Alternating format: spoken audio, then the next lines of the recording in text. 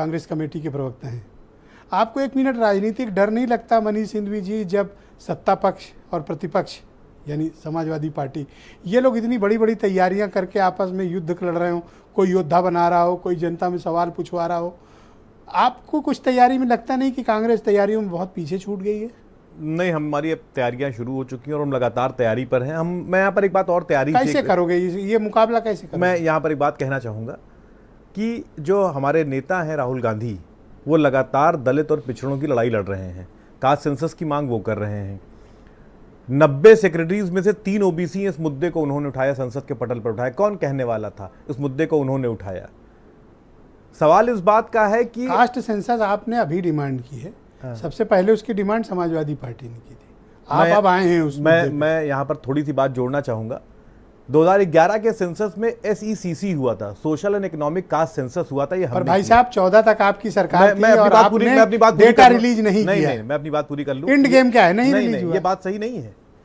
2011 में सेंसस शुरू हुआ और उसके आंकड़े आते आते 3-4 साल लगते हैं।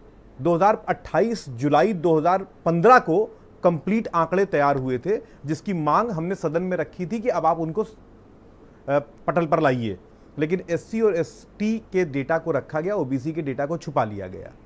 आपको याद होगा कि लालू प्रसाद यादव जी ने इस बात को लेकर एक मोर्चा खोल दिया था, जिसमें करुणानिधि जी ने उनका साथ दिया था। ये बात 2015 की है। कोई भी आंकड़े जब होते हैं तो उसको कंपाइल करने में, चलिए हम आंकड़ों पे फिर जाएंगे। आपके पास 14 तक मौका था, आप नहीं कर पाए। बीजेपी भी अब तक नहीं की नहीं, हमने लेकिन आप इनका मुकाबला राजनीतिक रूप से करने की कोई प्लानिंग है आपकी? बिल्कुल प्लानिंग है। हमने जो शुरुआत 2011 में की थी कास्ट सेंसस की, जिसको लेकर कहते ना social and economic caste census कराकर हमने जो शुरुआत करी थी, उसी रास्ते पर हम आगे बढ़ रहे हैं।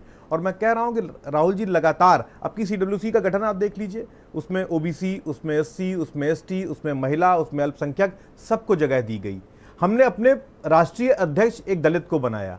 हमारी सोच में है कि हम यूपी में तैयारियां आप फिर नहीं बता पा रहे हैं। यूपी में तैयारियां मैं बता रहा हूं। हमारा जो पिछड़ा प्रकोष्ठ है उसने लगभग 12 मंडलों में, और ये मत समझिएगा कि मैं आपको कमजोर दिखा रहा हूं, मैं तो केवल आपसे आपकी तैयारियों के बारे में जानना। हमारी तैयारियां ये हैं कि जो हमारा जो पिछड़ा प्रकोष्ठ है वो लगातार 12 मंडलों में बैठक कर चुका है और 17 मंडलों में करने के बाद हम जिलेवाइज बैठक शुरू कर देंगे।